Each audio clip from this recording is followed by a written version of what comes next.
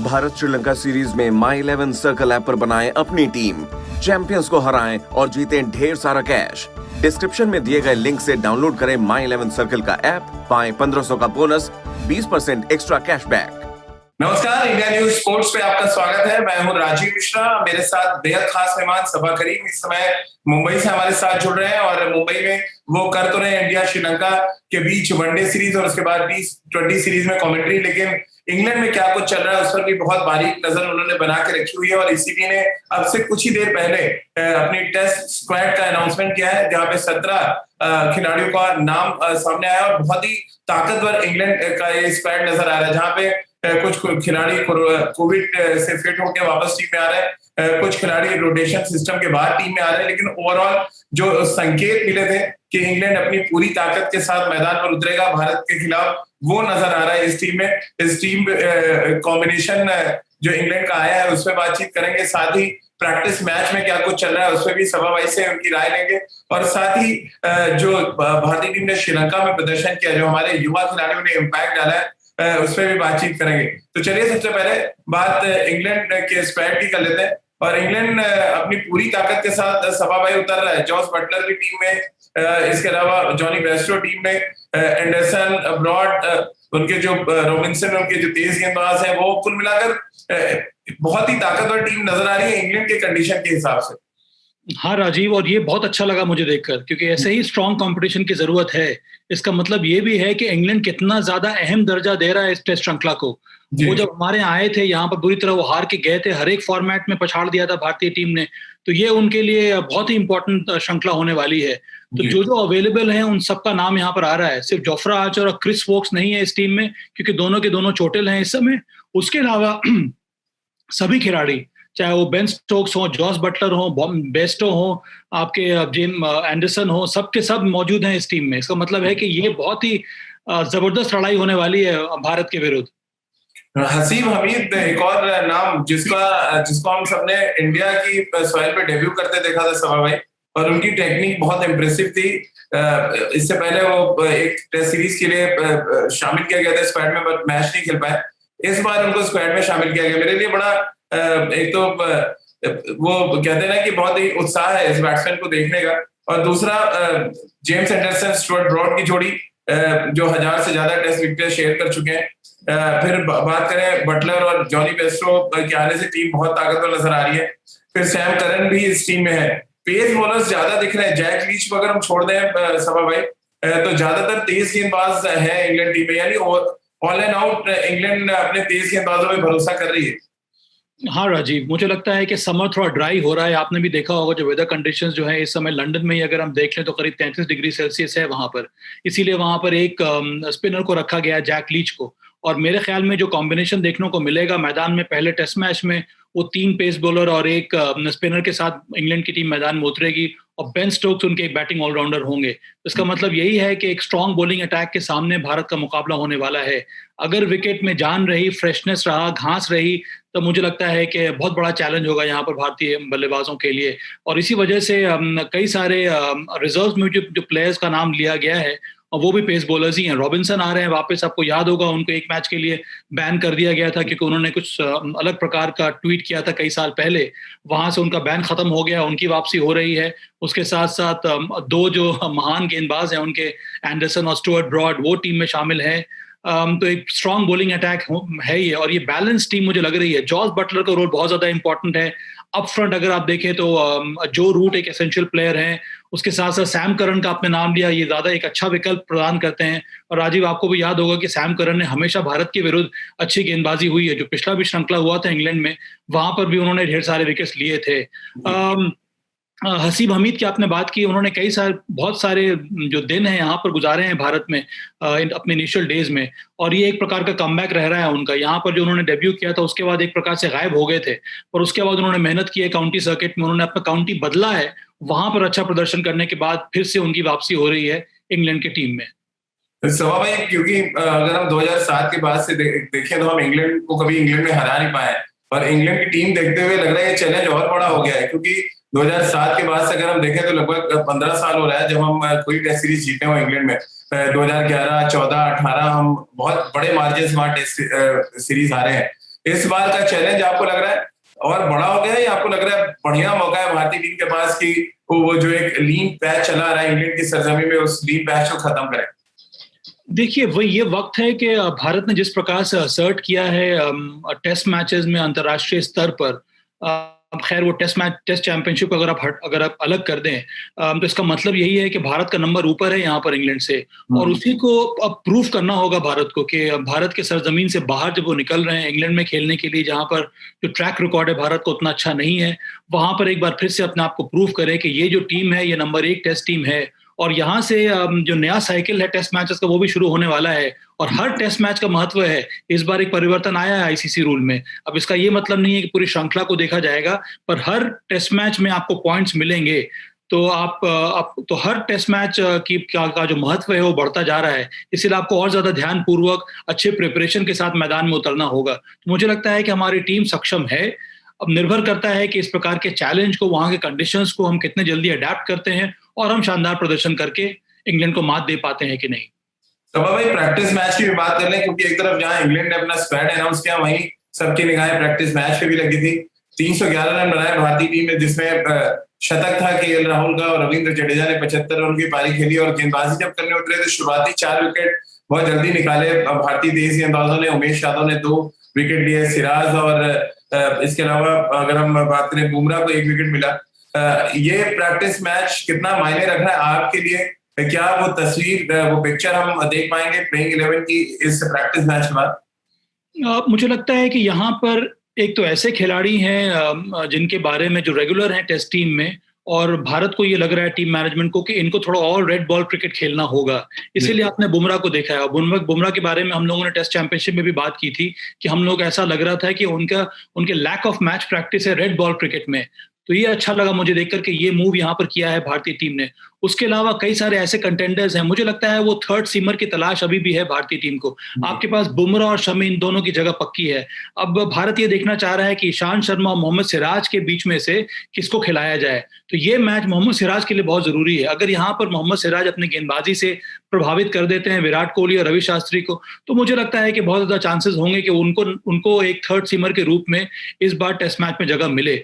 कुछ ऐसे खिलाड़ी हैं। केएल राहुल का प्रदर्शन काफी इंपॉर्टेंट है यहाँ पर भारत के लिए, क्योंकि केएल राहुल के बारे में भारत जरूर सोच सकता है अगर वो अच्छे फॉर्म में है, जो दिखलाया है उन्होंने। तो मुझे लगता है कि अजिंक्य रहाणे और चेतेश्वर पुजारा, अगर इन दोनों ने अच्छा प्रदर्शन नहीं किया आने वाले टेस्ट मैचेस में, तो केएल राहुल को जरूर मौका मिल सकता है, या फिर इनमें से किसी को कोई अगर चोटिल भी हो जाता है तब भी। राजीव, क्योंकि चेतेश्वर पुजारा एक बार फिर ऑफ कलर रहे प्रैक्टिस मैच में भी। सभा भाई, क्या समय आ गया नंबर 3 पे हम कोई बड़ा चेंज करें कि राहुल को नंबर 3 पे एक्सपेरिमेंट के तौर पे हम खिलाएं, मयंक अग्रवाल और रोहित शर्मा पारी की शुरुआत करें, या ऑप्शन आप के राहुल का एज ओपनर देख रहे हैं बनस्पत नंबर 3 बैट्समैन के? मैं तो केएल राहुल को मिडिल ऑर्डर में ही देख रहा हूँ राजीव। मुझे लगता है कि अभी बहुत जल्दबाजी होगा चेतेश्वर पुजारा को ड्रॉप करना।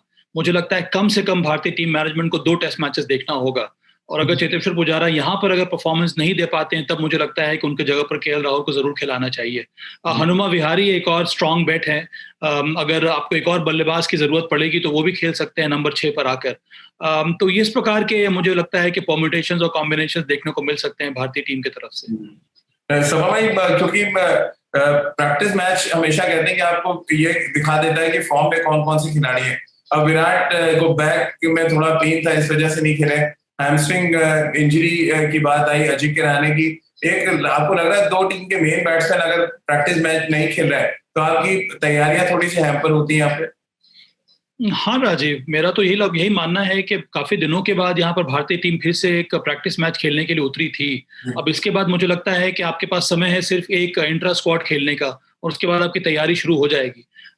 अजिंक्य रहाणे के लिए बहुत जरूरी था ये मैच खेलना, क्योंकि उनका वो जो टेस्ट चैंपियनशिप हम लोगों ने देखा था, कुछ बड़ी पारी उन्होंने वो खेल पाए नहीं है। उसके पहले भी जो होम सीरीज हमने खेली है, यहाँ पर जिस प्रकार के विकेट थे, वहां पर बहुत कम बल्लेबाजों को मौका मिला, या फिर मौका मिला भी तो कोई बड़ा स्कोर खड़ा किया नहीं है किसी ने, सिवाय रोहित शर्मा को अगर हम हटा दें तो ये एक ऐसा मौका था जहां पर आपके मेन प्लेयर्स को खेलना चाहिए था। पर अब इंजरी हो गई है तो ये दोनों खेल नहीं पाए। तो यहाँ पर समय कम है इनके पास, जल्द से जल्द को रिकवर करना होगा और थोड़ा बहुत प्रिपरेशन और होना होगा फर्स्ट टेस्ट मैच के पहले।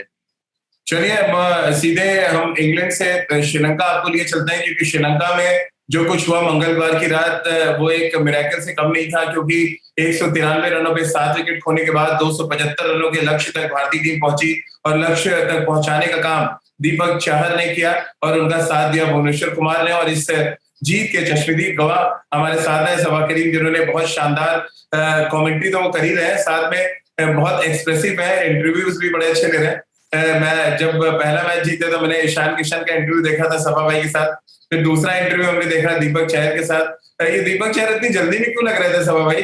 बैटिंग तो बहुत आराम से की, मतलब इंटरव्यू में आपके साथ बहुत जल्दी में थे। चलिए अच्छा, इंटरव्यू में जल्दबाजी कर रहे हैं, कम से कम मैदान पर तो जल्दबाजी नहीं कर रहे हैं। मुझे लगता है ये खिलाड़ी कुछ इसी तरह का है, थोड़ा बहुत इंट्रोवर्ट है, ज्यादा मीडिया के सामने या लोगों के सामने बोलते नहीं है। पर खुशी मुझे इस बात की है कि जहां पर उनको अपने आप को एक्सप्रेस करना है वो उन्होंने किया, गेंदबाजी में भी और बल्लेबाजी में भी। हम लोग ये बात भूल रहे हैं राजीव के दीपक चहर के पास गति नहीं है, वो एक स्विंग बॉलर है, पर उनको बहुत जल्दी ये पता हो गया कि इस तरह के विकेट पर जहां पर स्विंग नहीं मिल रही है आपको, तो आपके पास कई सारे वेरिएशंस होंगे। मुझे तो उनके नकल डिलीवरीज ने बहुत ज्यादा प्रभावित किया राजीव। जिस एक्यूरेसी के साथ जो उन्होंने निरंतर जो नकल बॉल्स डाली है वो लाजवाब था। और इस तरह की स्लोअर डिलीवरीज अगर आप डाल पाते हैं, उसमें अगर आप नियंत्रण दिखाएंगे तो फिर उनके सामने बड़े शॉट्स लगाना बड़ा मुश्किल हो जाएगा। और ये उन्होंने भली भांति सीखा है आईपीएल में, और इसी वजह से अभी तक तो आईपीएल में सिर्फ एमएस धोनी ने उनको पहले 4 ओवर में ही गेंदबाजी कराई है, पर मुझे लगता है कि आने वाले समय में T20 में वो एक ऐसे बॉलर बनकर उभर रहे हैं जो मिडिल ओवर्स में भी गेंदबाजी कर सकते हैं और डेथ ओवर में भी गेंदबाजी कर सकते हैं। तो ये जो सीखने की जो तमन्ना होती है एक यंगस्टर में, वो मुझे बहुत ज्यादा भाती है, और यही मुझे दीपक चहर के गेंदबाजी में लगा। बल्लेबाजी की खैर तो हम लोग जब भी बात कर लें वो कम ही होगा। जिस तरह का पेशेंस उन्होंने दिखाया, जिस तरह की परिपक्वता उन्होंने दिखाई, जिस तरह का तकनीक उन्होंने दिखाया, वो सब देखने में मजा आ गया। और इसी वजह से भारत अंत में वो भुवी के पार्टनरशिप के साथ ही भारत ये बड़ा ही शानदार मैच जीत पाया। सभा भाई, क्योंकि अब चर्चा दोबारा से इंडिया में, क्योंकि बहुत शॉर्ट टर्म मेमोरी होती है हमारे फैंस की, अब चर्चा दोबारा से शुरू हो गई कि फेयरलेस क्रिकेट और रेकलेस क्रिकेट में हमें फर्क समझना पड़ेगा। अब जो कुछ कल टॉप ऑर्डर ने किया, अब आप उसको फेयरलेस क्रिकेट के तौर पे देखते हैं या आपको लग रहा है ये एक रेकलेस बैटिंग थी जो ठीक की जा सकती है और आने वाले मैच में हम इन बल्लेबाजों से बेहतर प्रदर्शन की उम्मीद करेंगे? जरूर हम लोगों को उम्मीद होगी, पर ये अच्छा मिश्रण है राजीव। ये फेयरलेस क्रिकेट, एग्रेसिव क्रिकेट खेलना भारत के लिए बहुत जरूरी है।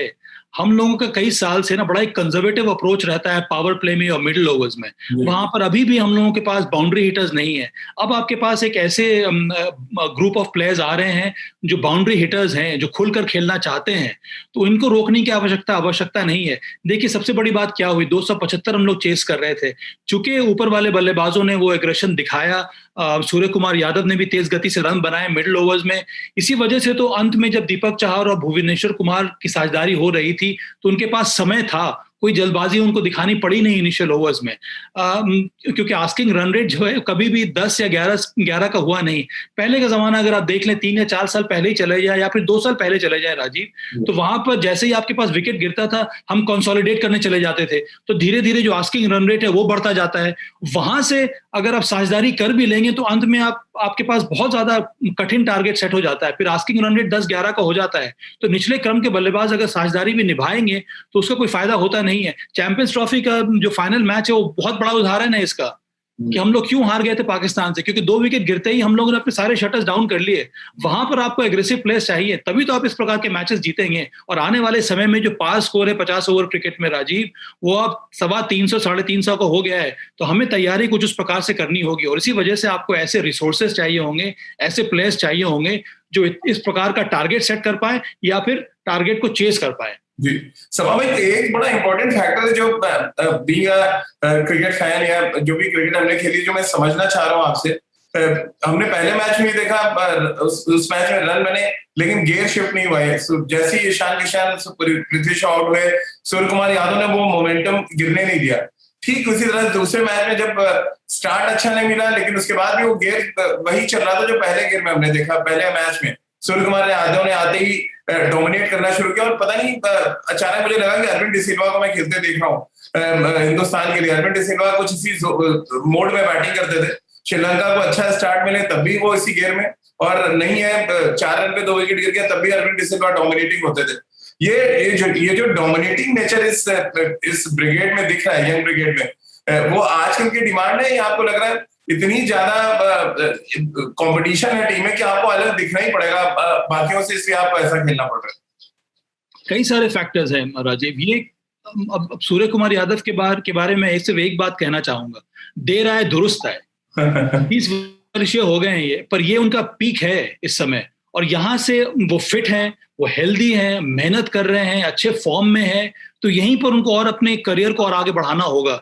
और वो तभी बढ़ा पाएंगे जब वो जो मिसिंग एलिमेंट है भारतीय मध्य क्रम का, बैटिंग ऑर्डर का, उसकी वो भरपाई कर पाएंगे। और मुझे लगता है ये एक ऐसा खिलाड़ी है जो उसकी भरपाई कर सकता है, क्योंकि मिडिल ओवर्स में आपने बहुत बड़ी बात कही कि डोमिनेट आपको करना होगा।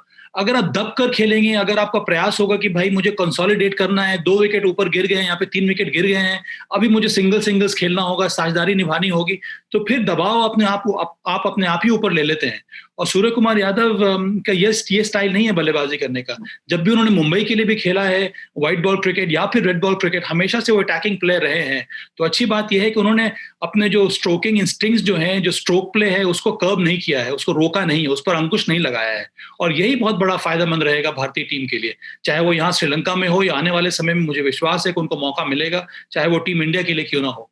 और किसी भी कंडीशन में वो खेल सकते हैं। जिस तरह के वो इम्प्रोवाइज करते हैं शॉट्स को, जिस तरह से स्पिनर्स को खेलते हैं, जिस तरह से पेस बॉलर्स उनके पास काफी समय होता है, तो मुझे लगता है कि चाहे वो भारत में मैच हो रहा हो, एशियन कंट्रीज में मैच हो रहा हो, या फिर सेना कंट्रीज में मैच हो रहा हो, ये एक बहुत ही वैल्यूएबल एसेट साबित हो सकता है भारतीय टीम के लिए। और आने वाले समय में चूंकि हम लोग विश्व कप खेलने वाले हैं 2023 में, मेरे ख्याल में ये जो वनडे का विश्व कप होने वाला है, उसकी तैयारी अब मुझे लगता है कि अब से शुरू हो जानी चाहिए। तभी आप इन सभी प्लेयर्स को सही प्रकार से मौका देंगे मंच जाने का विश्व कप के लिए।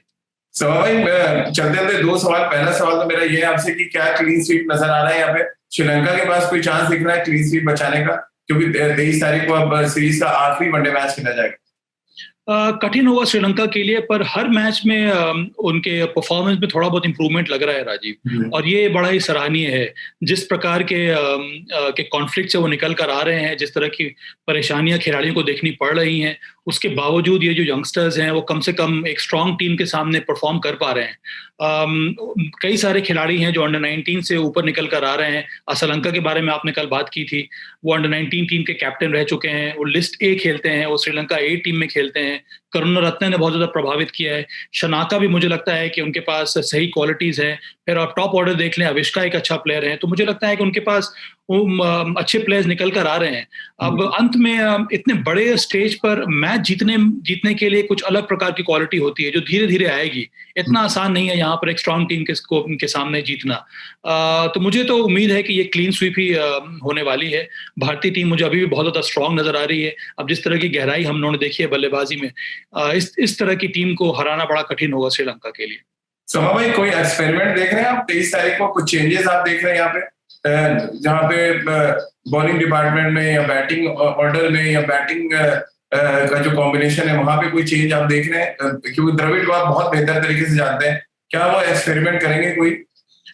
मुझे लगता नहीं है कि ज्यादा एक्सपेरिमेंट करना चाहेंगे राहुल द्रविड़, पर हो सकता है कि चूंकि गर्मी इतनी ज्यादा है और 23 तारीख के मैच के बाद सिर्फ आपको एक दिन का गैप मिलेगा T20 मैचेस के लिए, तो अगर हम हेल्थ को ध्यान में रखें तो हो सकता है कि 1 या 2 खिलाड़ी को रेस्ट करवाया जाए। उसमें से एक खिलाड़ी जो मेरे सामने जो मेरे दिमाग में आ रहा है वो है भुवनेश्वर कुमार, जिन्होंने पिछले मैच में शानदार गेंदबाजी की, 3 विकेट उन्होंने लिया और अच्छी बल्लेबाजी भी की। तो उनको हो सकता है कि ब्रेक दिया जाए ताकि वो फिट रहे T20 क्रिकेट के लिए। हार्दिक पांड्या एक और ऐसा खिलाड़ी है, कल जिस तरह से उन्होंने गेंदबाजी की थी, 4 या 5 ओवर डाले, उन्होंने कमर पकड़ लिया था, तो उस पर ध्यान देना होगा कि कहीं वो एग्रीवेट ना कर लें अपने इंजरी को। तो हो सकता है कि 1-2 खिलाड़ी को यहाँ पर रेस्ट किया जाए, पर बल्लेबाजी में मुझे लगता नहीं है कि कोई ज्यादा एक्सपेरिमेंट देखने को मिलेगा। राजीव, राहुल द्रविड़ की कोचिंग से कितना इंप्रेस हुए सभा भाई? ये तमाम जो फैंस हैं जो हमारे साथ जुड़ रहे हैं, बार बार उनकी अब तो डिमांड होने लगी है कि द्रविड़ को कोच बनाओ और दोनों वर्ल्ड कप भर लेके आओ। मुझे लगता है कि उनको लगता नहीं है राजीव, उनको कोचिंग की आवश्यकता है इस समय। जिस प्रकार के खिलाड़ी जो खेल रहे हैं, ये सभी को जानते हैं अंडर 19 से, जो अब इंडिया ए में भी रह चुके हैं टीम के साथ। तो यहाँ पर राहुल द्रविड़ को सिर्फ सपोर्ट करना है, सिर्फ इनकरेज करना है। और राहुल द्रविड़ की यही विशेषता है कि वो प्लेटफॉर्म सजा देते हैं खिलाड़ियों के लिए। आप खुद जाके परफॉर्म कीजिए, मुझे कुछ नहीं कहना है, ये आप पे निर्भर करता है कि आप खुद सोल्यूशन ढूंढिए, मुझे अंत में आप मैच जिता के दिखाइए, वही सबसे बड़ी बात है। बहुत बहुत शुक्रिया सभा भाई आपका हमारे साथ जुड़ने के लिए। तो लगातार अपडेट्स सभा भाई से हमें मिल रहे हैं, श्रीलंका में क्या कुछ चल रहा है, अपडेट्स हम आपको लगातार दे रहे हैं कि इंग्लैंड में भारतीय टीम क्या कुछ कर रही है। इंग्लैंड ने अपना स्क्वाड अनाउंस कर दिया है, बहुत ताकतवर स्क्वाड नजर आ रहा है, क्योंकि रोटेशन सिस्टम इंग्लैंड में लगातार चल रहा था, लेकिन जो सूत्रों के हवाले से खबर मिली थी कि भारत के खिलाफ कोई रोटेशन सिस्टम नहीं अपनाएगी इंग्लैंड क्रिकेट बोर्ड, और कुछ वैसे ही होता नजर आया। बहुत ही ताकतवर और सितारों से सजी इंग्लैंड की टीम नजर आ रही है, यानी कि 4 अगस्त से जब नॉटिंघम में पहला टेस्ट मैच शुरू होगा तो क्रिकेट का रोमांच निश्चित रूप से अपने चरम पे होगा, क्योंकि टेस्ट क्रिकेट का असली मजा इंग्लैंड में ही आता है, जब रेड ड्यूक बॉल हवा में बातें करती है और बल्लेबाज वहां पे गेम ढूंढते नजर आते हैं। बहुत बहुत शुक्रिया सभा भाई आपका हमारे साथ जुड़ने के लिए। तो इंडिया न्यूज स्पोर्ट्स के साथ आप भी जुड़े रहे तमाम और अपडेट्स के लिए। भारत श्रीलंका सीरीज में माई 11 सर्कल ऐप पर बनाएं अपनी टीम, चैंपियंस को हराएं और जीतें ढेर सारा कैश। डिस्क्रिप्शन में दिए गए लिंक से डाउनलोड करें माई 11 सर्कल का ऐप, पाएं 1500 का बोनस, 20% एक्स्ट्रा कैशबैक।